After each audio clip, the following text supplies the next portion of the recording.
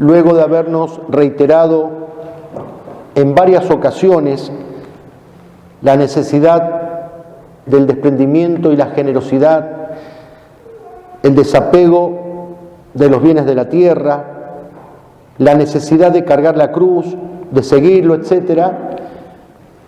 Hoy, por medio de la parábola del pobre Lázaro y del rico Epulón, el Señor nos revela cuál es el fin del que ha preferido los gozos carnales al amor de Dios. Ese fin es el infierno, dogma de fe mencionado innumerables veces en el Evangelio. Pocas verdades predicadas por Cristo lo han sido hechas con tanta insistencia como el tema del infierno. Sin embargo, debe ser la verdad más silenciada y más negada actualmente. Y los argumentos que escuchamos, Dios es bueno, no puede castigar, eso del infierno es fruto de la enseñanza oscurantista de la Iglesia, ya no hay que hablar de pecado, menos mortal, ¿no? Hay que hablar de situaciones complicadas. La comunión no es un privilegio para los santos, sino que es un don para todos, cualquiera la puede recibir, y un largo etcétera. Así como no está bien hacer del infierno única o casi única materia de predicación, tampoco está bien silenciarlo. Si Cristo lo enseñó, la Iglesia tiene la obligación grave de enseñarlo. Decía el Papa Pío XII, hay que enseñar este tema sin ninguna atenuación, como Cristo lo ha enseñado. Y así lo hizo la Virgen en Fátima con 3 niños. En la tercera aparición, que fue el viernes 13 de julio de 1917, lo cuenta una de ellos, Sor Lucía. Nuestra Señora nos mostró un gran mar de fuego que parecía estar debajo de la tierra. Sumergidos en este fuego, los demonios y las almas, como si fueran brasas transparentes y negras o bronceadas, con forma humana, que fluctuaban en el incendio llevadas por las llamas, entre gritos y lamentos de dolor y desesperación que horrorizaban y hacían estremecer de pavor.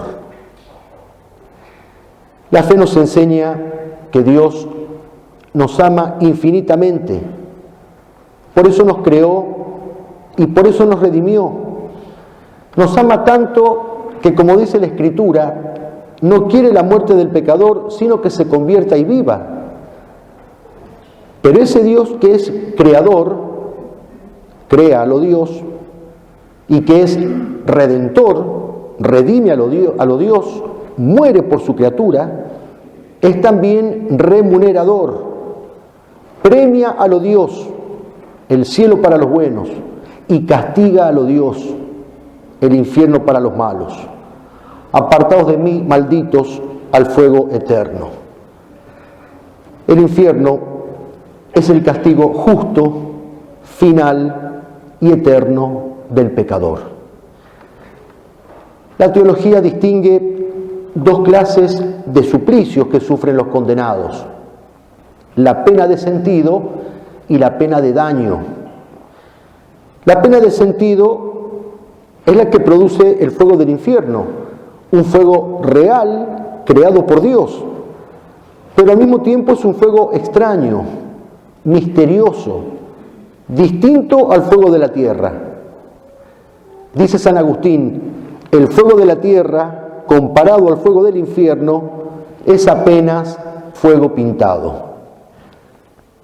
¿Cómo será entonces el dolor que causa el fuego del infierno cuando el fuego de la tierra, que es apenas fuego pintado, no podemos resistirlo siquiera un instante? Terrible tormento, imposible de creer si no fuera porque Dios mismo lo ha enseñado. Y más espantoso todavía es que ese fuego es inextinguible, es eterno, ni se apagará nunca, ni se morirán nunca los condenados que lo sufren. Cuando pasen miles y miles de millones de años, la eternidad seguirá igual que recién empezada. Después de tanto tiempo, recién estará empezando. En esta vida, por mucho que suframos, tenemos la esperanza que el sufrimiento algún día pasará. En el peor de los casos, terminará con la muerte. En cambio, en el infierno, el tormento de los condenados es eterno, sin un instante siquiera de reposo, sin una gota de alivio, de consuelo. En la parábola que hemos escuchado, el rico Epulón le dice a Abraham que por favor lo envíe a Lázaro, aunque sea para que moje con la punta del dedo su lengua, para refrescarla. Y Abraham le dice, imposible, no, porque entre ustedes y nosotros se abre un gran abismo, un abismo infranqueable, de manera que los que están allí no puedan venir hasta aquí y los que están aquí no puedan ir hasta allí. El condenado no puede salir nunca del infierno para llegar al cielo. En el infierno se muere sin poder morir. Los condenados desean morir para dejar de sufrir. Dice San Gregorio Magno, a los condenados les espera una muerte sin muerte, un fin sin fin, un perecer sin perecer, porque la muerte vive, el fin siempre empieza, el perecer no sabe perecer. El condenado sabe todo esto, sabe que nunca saldrá de allí, y esto aumenta su dolor, experimenta lo que es de verdad la desesperación, la pérdida de la esperanza. Por eso dice el Dante en su Divina Comedia, que está escrito en la entrada del infierno, los que entráis aquí, dejad toda esperanza. Espantoso, terriblemente espantoso, pero dogma de fe. Dios lo ha enseñado y Dios no miente. Y la segunda pena, decíamos, la pena de daño, que es la más terrible, porque es la privación, es la ausencia definitiva de Dios. Dice San Alfonso María de Ligorio, todas las otras penas, apenas si son penas comparadas con esta pena. Recordemos aquello de San Agustín, porque nos hiciste, Señor, para ti, inquieto está nuestro corazón hasta que descanse en ti. El hombre es un ser creado por Dios y para Dios, que es el fin último.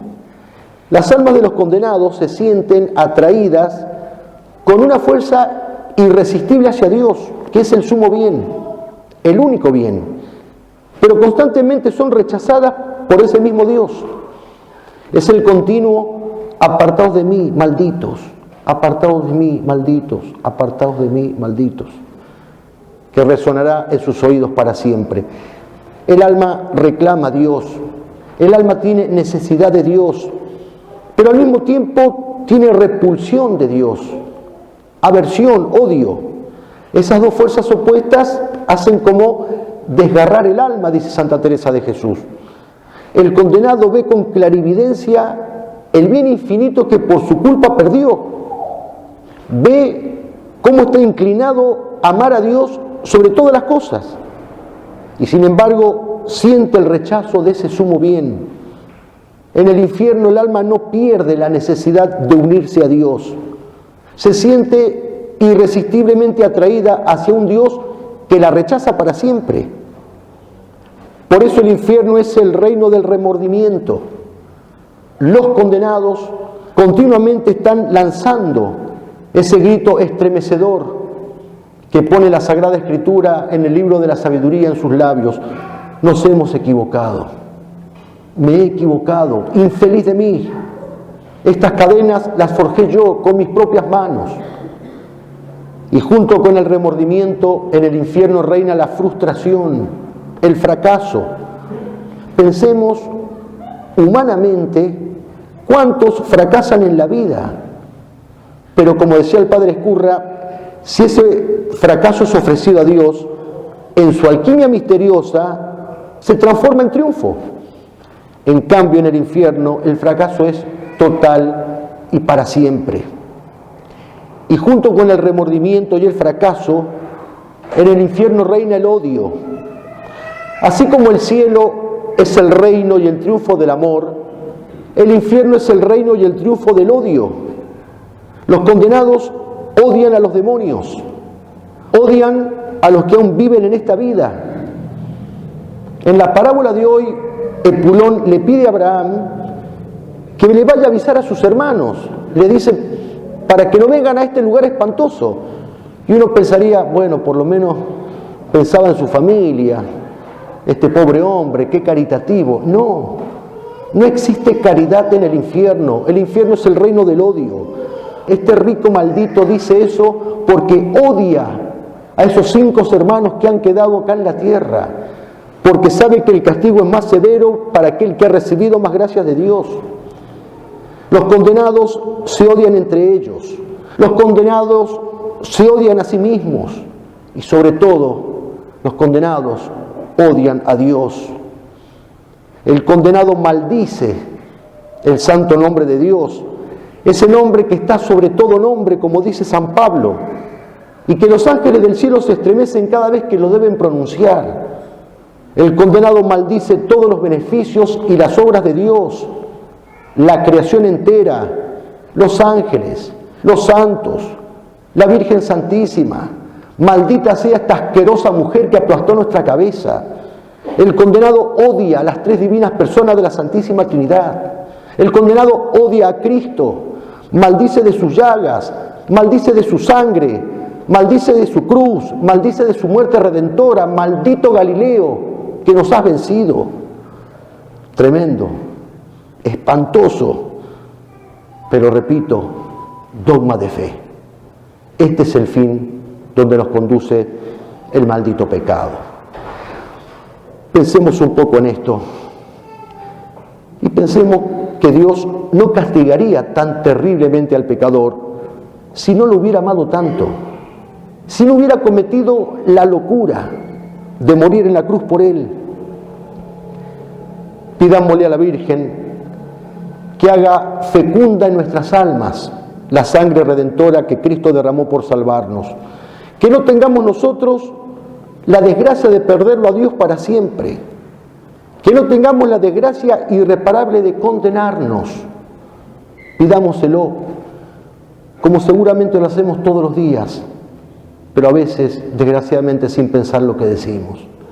Ruega por nosotros, que somos pecadores. Ruega por nosotros ahora y sobre todo en la hora de nuestra muerte. Amén.